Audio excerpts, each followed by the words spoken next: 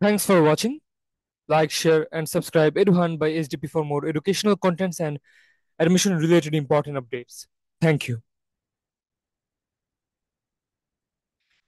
Hello everyone, welcome to my channel. আশা করি তোমরা সবাই ভালো আছো এবং সুস্থ আছো।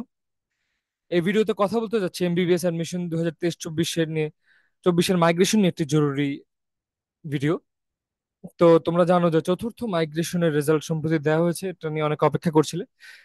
সে রেজাল্টের পর যে পরবর্তী প্রসেস, অনেকের আছে পরবর্তী প্রসেসের কাজ শুরু হয়ে গিয়েছে, কারণ তারা এক কলেজ থেকে আরেক কলেজে শিফট হবে বা যে মাইগ্রেশনের পেপার ওয়ার্ক সেগুলো কমপ্লিট করবে। তবে তাদের পাশাপাশি আরো একটা শ্রেণী স্টুডেন্টের অপেক্ষায় আছো তোমরা, যারা ধরো এখনো কোনো কলেজ অ্যালোটেড হয়নি দুর্ভাগ্যবশত, কিন্তু তোমরা মেরিট লিস্টে খুবই কাছাকাছি রয়েছে। তো তাদের জন্য কিন্তু বলা হয়েছিল যে অ্যাপ্লাই এর ডেডলাইন দেওয়া ছিল ওয়েটিং লিস্ট থেকে এই ফোর্থ মাইগ্রেশনের পরবর্তী প্রসেসের পরে। তো সেগুলোর যে একটা স্লট বা যে টাইমের স্কেজুয়াল সেটা আমি এখানে তোমাদের সঙ্গে আবার রিপিট করে দিব রিমাইন্ডার দেওয়ার জন্য। এবং পাশাপাশি যে মাইগ্রেশনের অ্যাপ্লাই প্রসেস বা মাইগ্রেশনের টিউটোরিয়াল সেটাও দেখানোর চেষ্টা করবো, যাতে তোমাদের একটা হেল্প হয় যখন তোমরা ওয়েটিং এর জন্য আবেদন করবে বা ওয়েটিং এর যে আবেদনগুলো শুরু হবে। তো সবার আগে তোমরা যেটা করবে যে at first go to this link, এখানে যে টেলিটকের একটা লিঙ্ক তোমরা জানো দেওয়া থাকে, টেলিটকের dgme.teletalk.com.bd, এখানে যাবে। যারা মূলত মাইগ্রেশন আগ্রহী তারা এখানে 2 নম্বর যে অপশন এমবিবিএস মাইগ্রেশন সেখানে প্রেস করবে। তোমরা অবশ্যই এখানে যে রেড কালারের বক্স করে দিয়েছি এখানে প্রেস করে নিবে। তারপর প্রেস করার পর এরকম টাইপের একটা পেজ দেখতে পাবে তোমরা। এটা এখন বর্তমানে তোমরা দেখতে পাবে না, বাট ধরো যখনই কোনো একটা মাইগ্রেশন চলবে এরকম একটা লেআউট দেখতে পাবে, যে হোম, ইউজার আইডি, এই সব কিছু সম্পন্ন নিচে তোমাদেরকে ইউজার আইডি এবং পাসওয়ার্ড দিতে বলবে লগ ইন করার জন্য, তোমরা সেটা করে নিবে। এবং ধরো যততম মাইগ্রেশন চলবে বা ধরো যততম ওয়েটিং লিস্ট বা আবেদন, সেই লেখাটা তখন সেখানে লেখা থাকবে। ধরো এমবিবিএস মাইগ্রেশনের পর লেখা থাকলো, ধরো এটা ফোর্থ মাইগ্রেশন লেখা থাকবে 4, তাহলে লেখা থাকলো 3 বা 2, যেগুলো আগে লেখা ছিল হয়তো বা। সামনে যদি ফিফথ মাইগ্রেশন হয় তখন লেখা থাকতে পারে 5, এভাবে। যেহেতু এটা হচ্ছে যখন সেই প্রসেস গুলো চলতে থাকবে, বাট যেহেতু এখন মাইগ্রেশন চলছে না, আই রিপিট, যেহেতু এখন এই সময়টা মাইগ্রেশন অফ আছে, তাই তোমরা যখন যদি ওখানে যে ক্লিক করো বা প্রেস করো এই পেজটা দেখাবে, তোমাদের স্ক্রিনে দেখাবে যে application for migration time is over. এটা এখন তোমাদেরকে শো করবে না। তবে আশা করি যখন আবার সেগুলো শুরু হবে, ওয়েটিং এর থেকে আবেদন বলো বা মাইগ্রেশনের কাজ, তখন আশা করি এখান থেকে তোমরা সেগুলো করে নিতে পারবে বা করা যাবে। তো যাই হোক, যারা মূলত মাইগ্রেশন করবে পরবর্তীতে বা মাইগ্রেশনের জন্য আগ্রহী, তাদেরকে এখানে তোমরা দেখো, এখান থেকে এরকম একটা লিস্ট তোমরা দেখতে পারবে, যেখান থেকে সর্বোচ্চ 4টে কলেজে তোমরা চয়েস দিতে পারবে মাইগ্রেশনের জন্য মেইনলি। কারণ মাইগ্রেশন যারা ধরো কলেজ অ্যালোটেড হয়ে যায় তাদের ক্ষেত্রে আমি কথাটি বলছি। তাদের প্রথমত একটা যে নাম, রোল, আইডি নাম্বার, তারপরে মেরিট লিস্টের র্যাঙ্ক, তারপর কোন কলেজে অ্যালোটেড আছে এখন সেটা লিখে থাকে। তারপরেই নিচে এই অপশনগুলো থাকে। তো সেখান থেকে মূলত তোমরা এরকম এই 4টা, এখান এখান থেকে ধরো বাম পাশে যে কলেজগুলো থাকবে সেখান থেকে তোমরা স্ক্রল আপ স্ক্রল ডাউন করে নিবে। যে কলেজে তোমার মনে হয় মাইগ্রেশনের সম্ভাবনা আছে বা তোমার পছন্দের, সেখান থেকে বেস্ট 4টা তোমরা সিলেক্ট করে নিবে। ধরো তোমার র্যাঙ্কের পক্ষে পসিবল হবে এরকম সেই কলেজগুলো সিলেক্ট করে তারপর সিলেক্ট করবে এবং অ্যাড করবে, অ্যাড অপশনে প্রেস করে দিবে, তাহলে এই ডান পাশে অ্যাড হতে থাকবে। আবার চাইলে তবে ড্র্যাগ করে তোমরা সিরিয়াল আপ ডাউন করে নিতে পারবে আশা করি। আর যদি মনে হয় কোনো একটা ভুল সিলেক্ট করে ফেলেছো, তখন ওই পাশে ক্লিক করে রিমুভ চাপ দিবে, তাহলে সেটা রিমুভ হয়ে যাবে এবং নতুন আরেকটা ঠিকভাবে প্রেস করার পরে অ্যাড করে নিবে।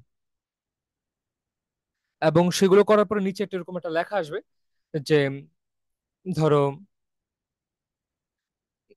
যে তোমাদের তারপর তোমার যে নাম লেখা থাকবে, তারপর লেখা থাকবে যে do hereby certify that the information furnished in this form is complete and true.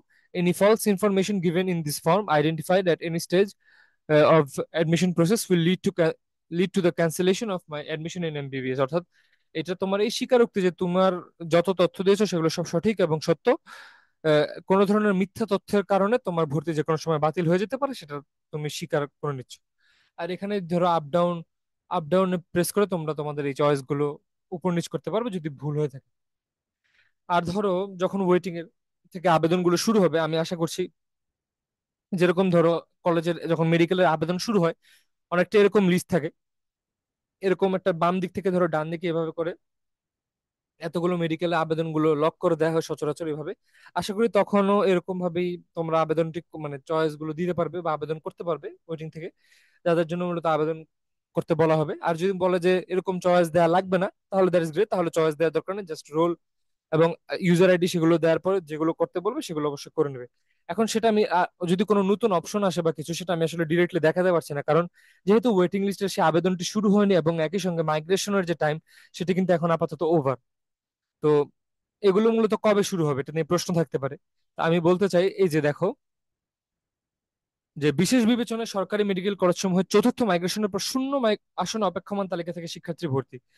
তো বলা আছে যে ভর্তিচ্ছু শিক্ষার্থীদের টেলিটকের অনলাইন পোর্টালে আবেদন শুরুর তারিখ বা আবেদন গ্রহণের তারিখ হচ্ছে এই আর কয়েকদিন পর থেকেই, সেপ্টেম্বর মাসের 8 তারিখ 2024। এই আমি যে লিঙ্কটি বলেছি সেই লিঙ্ক থেকে তোমরা আবেদন করতে পারবে।